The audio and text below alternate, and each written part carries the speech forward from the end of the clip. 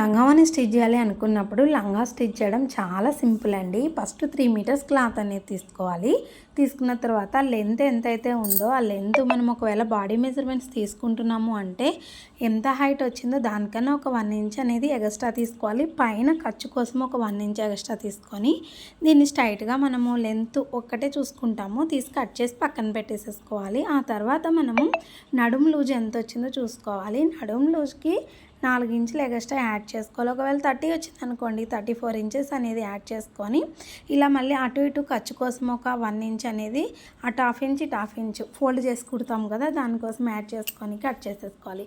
ఈ నడుముతో పాటు అంటే వెడల్పు వచ్చేసి మనకి 4 ఇంచులు తీసుకుంటే సరిపోతుంది. లేదు కొంచెం బెల్ట్ ఎక్కువగా కావాలి పెద్దగా అంటే 5 ఇంచెస్ తీసుకుంటే వెడల్పు సరిపోతుంది.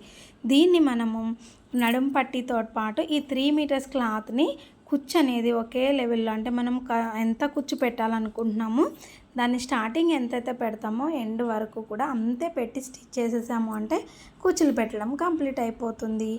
చాలా సింపుల్ అండి. లంగావోని మీద లంగా కుట్టడం అనేది ఇలా కుచ్చు పెట్టుకుంటూ వచ్చేస్తాం కదా, వచ్చేసిన తర్వాత పైనుంచి బెల్ట్ని అంటే ఈ కుచ్చు పెట్టడం అయిపోయిన తర్వాత సేమ్ 3 మీటర్స్ లైనింగ్ అనేది తీసుకోవాలి. లంగావోనీలకి ఎప్పుడైనా సరే ముస్కాన్ క్లాత్ తీసుకుంటే బాగుంటుంది. తీసుకొని దాన్ని కూడా దీని మీదించి కుచ్చు పెట్టుకుంటూ వచ్చేసేయాలి. ఆ తర్వాత సైడ్స్ కలిపేయడమే. చాలా సింపుల్ అండి లంగావోని మీద లంగా కుట్టడం అయితే. వీడియో నచ్చితే ఒక లైక్ చేయడం మాత్రం మర్చిపోకండి. బాయ్ అండి.